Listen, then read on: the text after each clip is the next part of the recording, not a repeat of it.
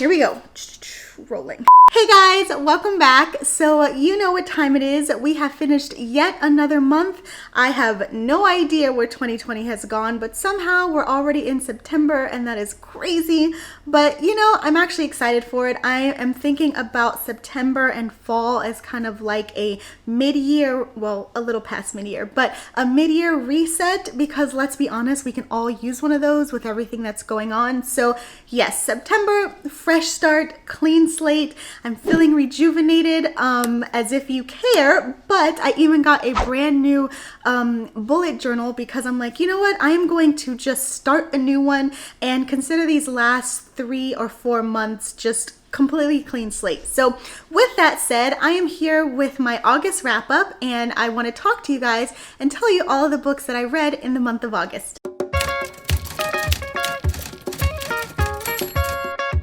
Okay, so let's talk stats. So this was actually another great reading month for me because I had quite a bit of 5-star reviews. I read a total of 11 books, and if we're going down the list of star ratings, I had 0 1-star, 1 2-star, 2 3-star, 3 4-star, and 5 5-star. With that said, let's actually dive into the books themselves. So first on deck is Conspiracy in Death, which is the 8th book in the J.D. Robb's In Death series. If you are new around here, I am participating in a year-long in-depth read-along where I basically read as many of the books out of J.D. Robb's In Death series as I can, and I am up to, well, I'm past book 8. I think I'm on like book 11 now. But in book 8, I actually gave it 5-star, which I gotta be honest with you guys, that is rare for me, at least when it comes to rating books in series, because usually when series goes along, as much as you might adore the characters and the world, the plot lines or the tropes may become just a little bit redundant, or rather, nothing really shocks you to where you would get a 5-star. But in this case, I gave it 5 stars, which was so abnormal but pleasant at the same time because I wasn't expecting to enjoy this book as much as I did.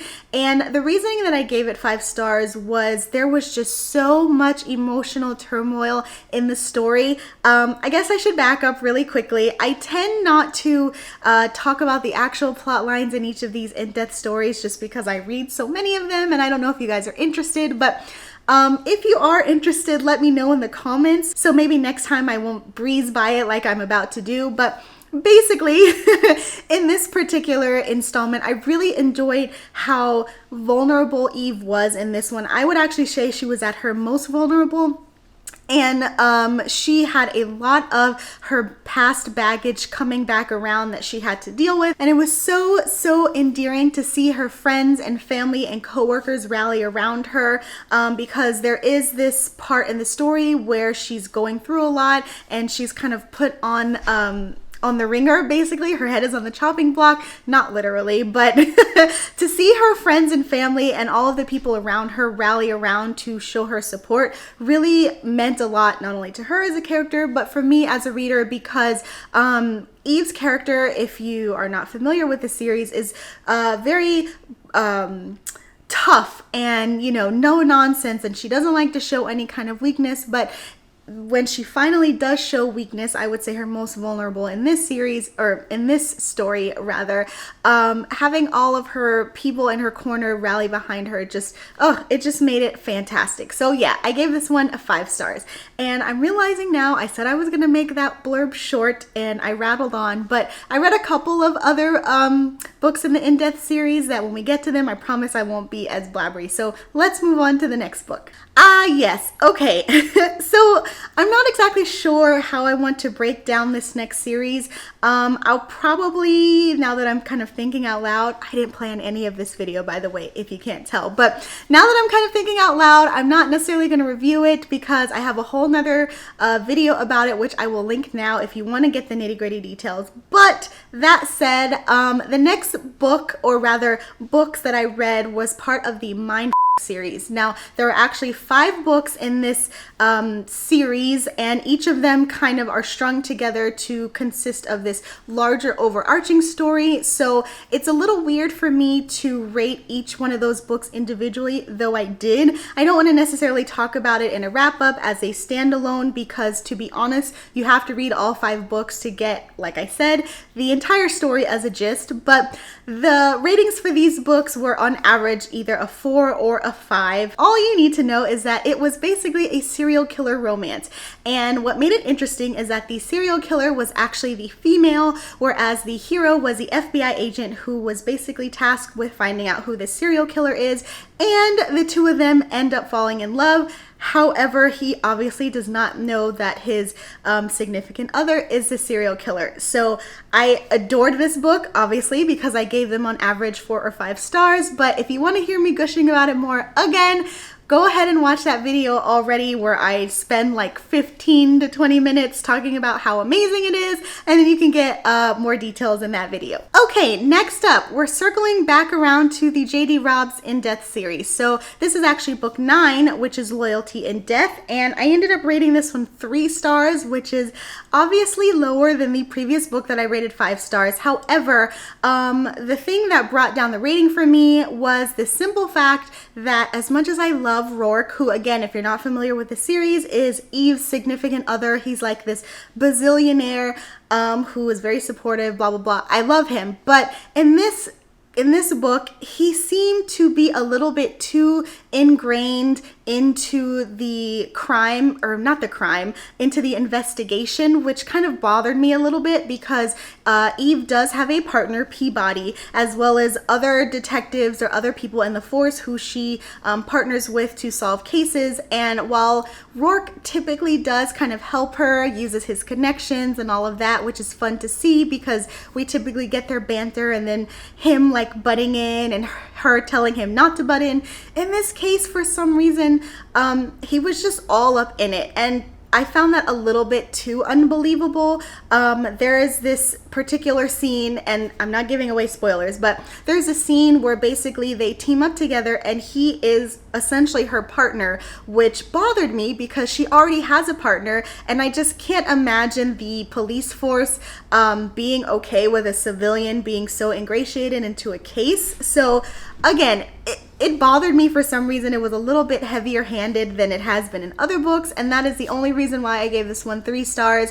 I will say though, this one was very action packed. So if you are either new to the series or you're familiar with the series and you haven't yet read this book, I would still give it a shot because there's a lot going on and it's very interesting. It's very compelling. I breezed through this even though I listened to it on audiobook, and it really did keep me captivated. However, again, Rourke was a little bit too involved for my liking as much as I love him, and that is the only reason why I had to knock off a few stars. Here we go with another 5 stars. So the next book is called The Change Up by Meghan Quinn, and this was actually my first Meghan Quinn book.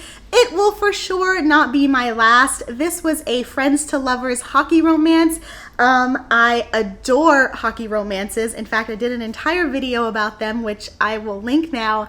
And as far as friends to lovers, I am okay about them. I will be honest, when it comes to my romance tropes, I typically prefer enemies to lovers simply because I feel like the banter and the chemistry tends to burn a little hotter. But this one totally changed my mind. It was the exception to the rule. It was so wonderfully written. The banter and the chemistry between the characters was just top notch. It was just a very romantic book, if I'm being honest, which, I mean, you would think like, duh, it's a romance. But at the same time, you know, in a lot of romances, especially if you read a lot of romances, you become accustomed to just kind of like checking things off in romances. Like, you've got the trope, you've got the banter, you've got the sex scenes, you got the happy ever after. But a lot of the times you get so caught up with just like each of those things individually that you tend to forget, or there tends to not necessarily be like just the straightforward romance aspect with the hero continuously revealing his feelings about how much he cares, or them in a relationship together. And I'm thinking about this now that I just said that. I think one of the reasons why it was so romantic is that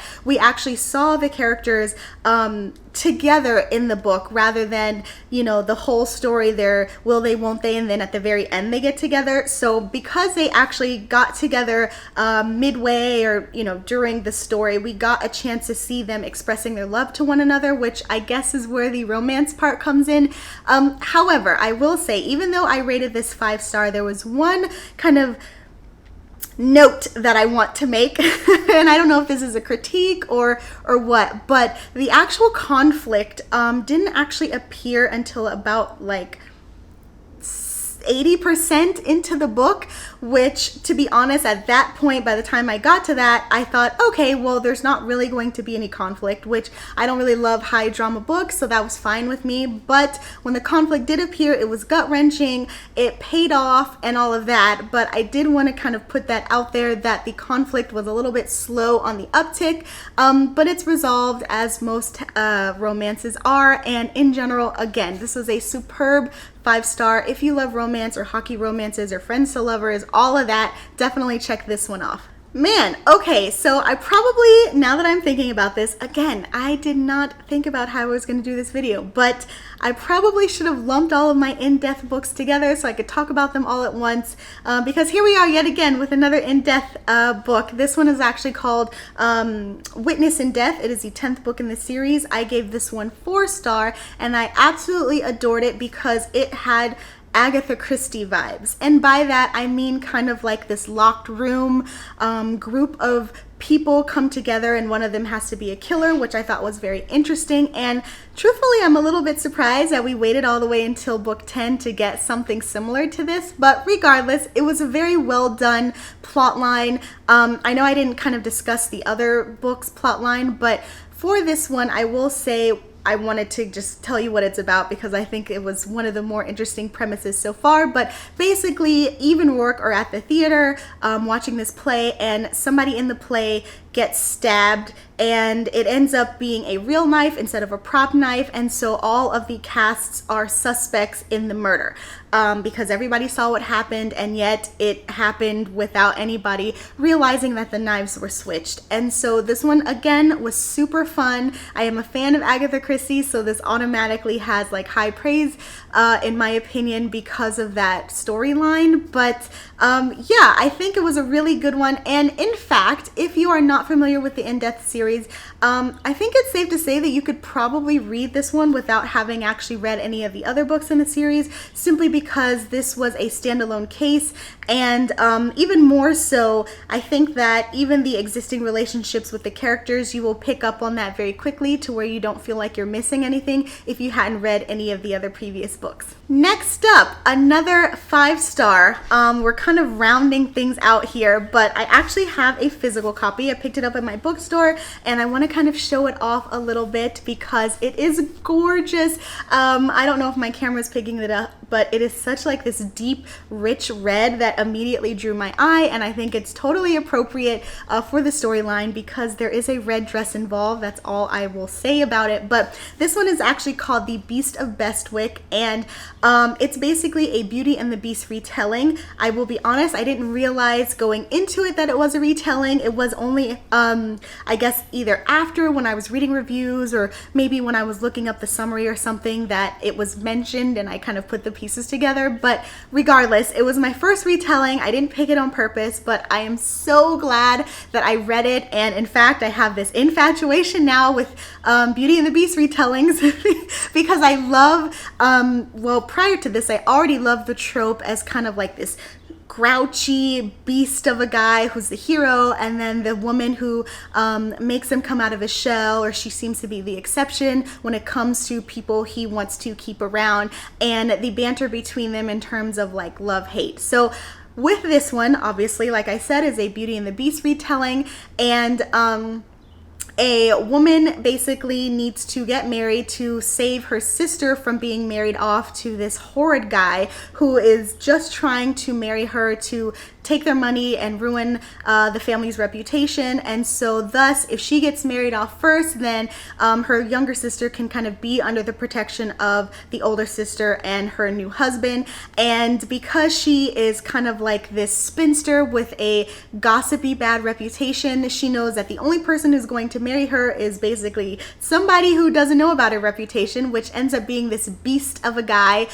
He had been at war for a long time and ended up, you know, obviously having like a ravaged figure because of battle wounds. And so he finds himself in a predicament where he is not basically going to be married to anyone because he thinks that he is ugly. And, you know, with all of these battle wounds, what reputable woman is going to want to marry him? Well, our heroine. And the two of them marry for a contractual deal, but as we all know with most historicals, they fall for each other. And boy, do they fall for each other. I cannot emphasize how amazing the writing was. I know I'm still a historical romance newbie, but this was by far the best one that I've ever read. That's not saying a lot, but trust me guys, it's so good. I even have my historical romance experts like weighing in, telling me how fantastic the story was when I posted it to Bookstagram. So you have it on good authority that it's a really good one. So I would definitely recommend checking this one out. I probably, and I say this all the time, but I probably should have had like a highlighter handy to mark off all of the beautiful passages and the scenes that really spoke to me, because there were just so many. There's such a well-painted picture, so many different moments between the two of them.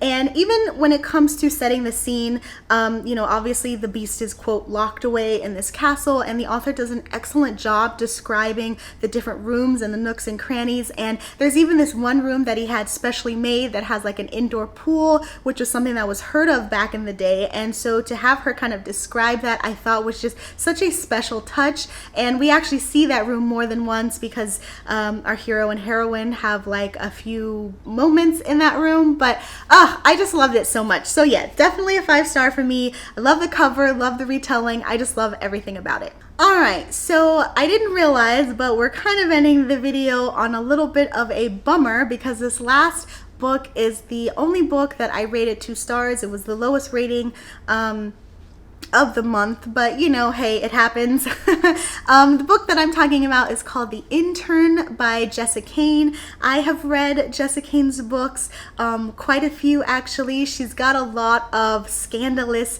plot lines, definitely erotica. This one was a novella, and basically it is about a young woman who becomes an intern at her stepbrother's company.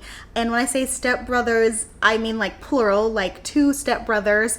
And the 3 of them basically enter a relationship. Now, I am used to Jessa Kane's brand of scandal.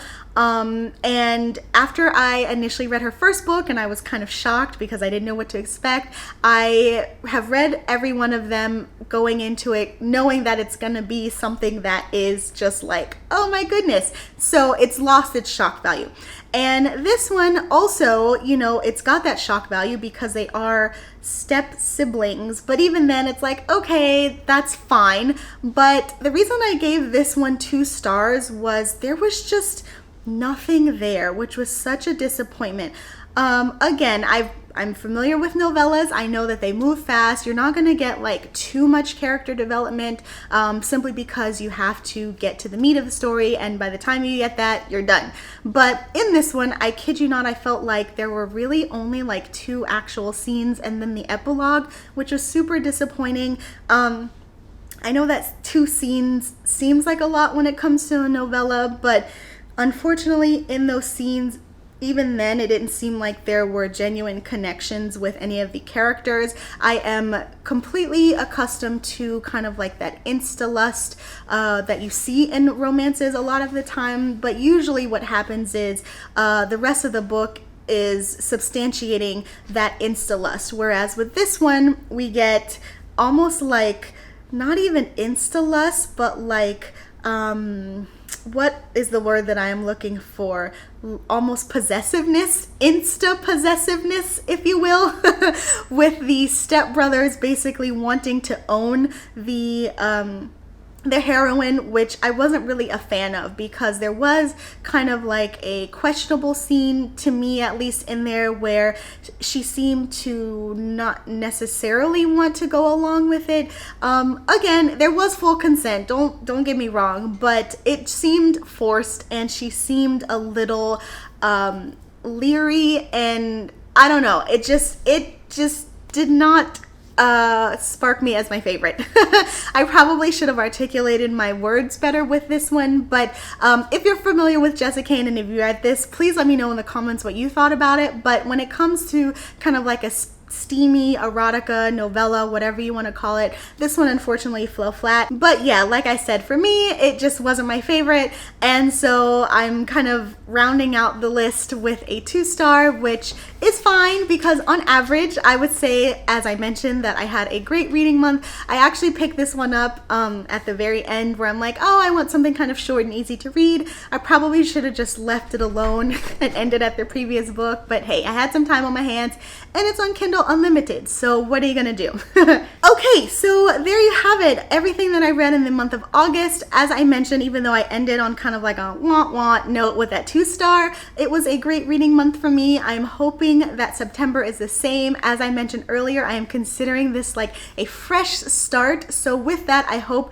it comes a lot of good reads. I don't typically do TBRs, but I have kind of like played around with the idea of doing a TBR this month, simply because I'm super excited about fall and all of the fall books, and fall and winter are usually the time where I do themed reads just because I love to kind of feel the seasonal elements. And so I don't know, maybe I'll do a TBR video to go along with it. But yeah, if you have read any of these, as always, let me know in the comments so that we can chat about it. And let me know in general what you've read. Did you read the best book ever? Did you read a book that you absolutely hated? I'm always looking for books to add to my TBR and books to avoid. So in the meantime, please like and subscribe if you like this video and you want to see more like it. And happy reading. I'll talk to you guys later. Bye!